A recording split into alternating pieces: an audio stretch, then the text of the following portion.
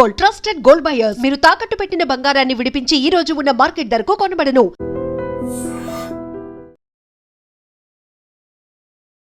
హైదరాబాదు కేపీహెచ్బిలో నిన్న రాత్రి సరిగ్గా 10:45 శ్రీ దుర్గా మహేశ్వరి ట్రావెల్స్కి సంబంధించినటువంటి ఏసీ బస్సు అకస్మాత్తుగా మంటలు వ్యాపించి బస్సు తగలబడ్డటువంటి పరిస్థితి ఉంది. బస్సు ప్రమాదాలు ఈ మధ్యకాలంలో చాలా ఎక్కువైపోతున్నాయి. బస్సులో ప్రయాణం చేయాలంటేనే ప్రాణాలు గాల్లో దీపంలా మారినటువంటి పరిస్థితి ఉంది. నిజంగా అందరూ ఒక్కసారిగా షాక్ అయిపోయారు నిన్న కేపీహెచ్బిలో జరిగినటువంటి ఈ ప్రమాదంతో. అదృష్టవశాత్తు ఎవరికీ ఏమీ కాలేదు, కానీ అందులో 18 మంది ప్రయాణికులు ఆ సమయంలో ఉన్నారు. ఈ బస్సు శ్రీ దుర్గా మహేశ్వరి ట్రావెల్స్కు సంబంధించినటువంటి ఈ ఏసీ స్లీపర్ బస్సు మియాపూర్ నుంచి పాలకొల్లుకు బయలుదేరింది. ఇక్కడ ఒక్కొక్క స్టాప్లో ప్రయాణికులను ఎక్కించుకుంటా ఉన్నారు.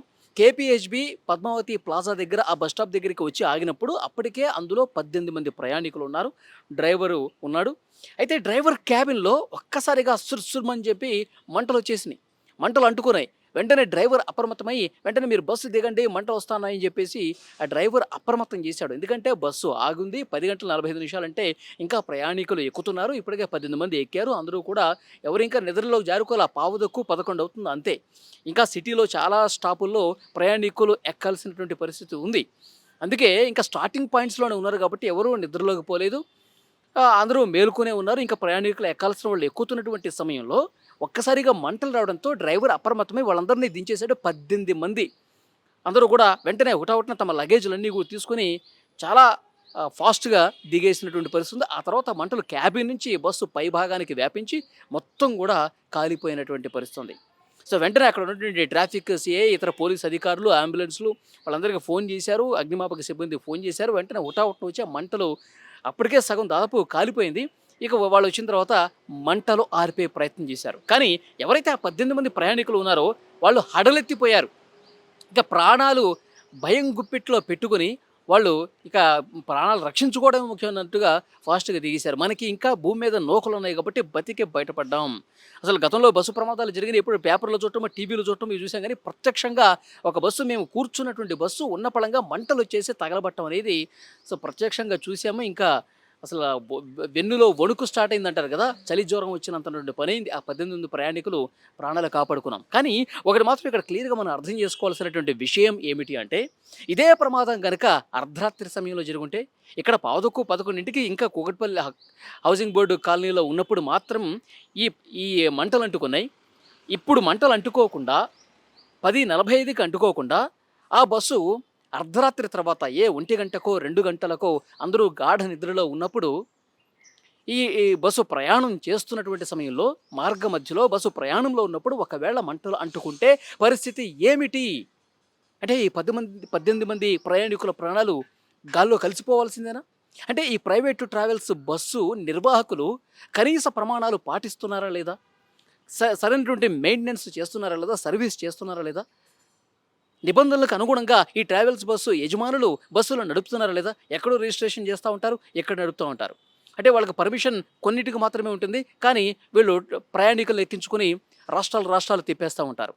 అసలు మెయింటెనెన్స్ ఏ విధంగా ఉంది, నిబంధనలకు అనుగుణంగా ఉన్నాయా లేదా, ఇవన్నీ కూడా చాలా వరకు పట్టించుకోవట్లేదు. అధికారులు కూడా ఏదైనా ప్రమాదం జరిగినప్పుడు మాత్రమే దీని గురించి హడావుడి చేస్తారు తప్ప, క్లియర్గా రాష్ట్రంలో ఎన్ని బస్సులు తిరుగుతూ ఉన్నాయి, ఈ బస్సుల మెయింటెనెన్స్ ఏ విధంగా ఉంది, నిబంధనలు పాటిస్తున్నారా లేదా, ప్రయాణికులకు సౌకర్యానికి అనుగుణంగా ఉందా, అసౌకర్యం కల్పిస్తున్నారా, ఇవన్నీ కూడా అధికారులు చాలా విస్తృతంగా తనిఖీలు చేయాల్సినటువంటి అవసరం ఉంది. కానీ ఇవేమీ పట్టించుకోకపోవడం వల్ల ప్రమాదాలు తరచుగా జరుగుతున్నాయి. ప్రయాణికుల ప్రాణాలు గాల్లో కలిసిపోతున్నటువంటి పరిస్థితి ఉంది. చాలా బాధాకరమైన విషయం. అర్ధరాత్రి సమయంలో గాఢ నిద్రలో ఉన్నప్పుడు ఈ ప్రమాదం జరుగుంటే ఏమయ్యేది? మరొక కర్నూలు ప్రమాదంలాగా 19 మంది సజీవ దహనమయ్యారు కదా. కర్నూలులో జరిగిన ఘోర బస్సు ప్రమాదంలో 19 మంది చిన్న పిల్లలు, మహిళలు అందరూ కూడా తగలబడిపోయారు కదా. ఆ కుటుంబాలు ఇంకా శోకంలో మునిగిపోయినటువంటి పరిస్థితి ఉంది. దానికి కారణం డ్రైవర్ల నిర్లక్ష్యం, బస్సు యజమానుల, నిర్వాహకుల నిర్లక్ష్యం కలగలిపి ప్రాణాలు పోతున్నటువంటి పరిస్థితి ఉంది. నిన్న కేపీహెచ్బిలో ఎర్లీగా ఈ ప్రమాదాన్ని గుర్తించడం వల్ల ప్రాణాలు కాపాడుకోగలిగారు. చాలా బాధాకరమైన విషయం. నిన్ననే ఇంకొక 2 చోట్ల ప్రమాదాలు జరిగినాయండి. కర్ణాటకలో, తమిళనాడులో 2 చోట్ల ప్రమాదాలు జరిగాయి.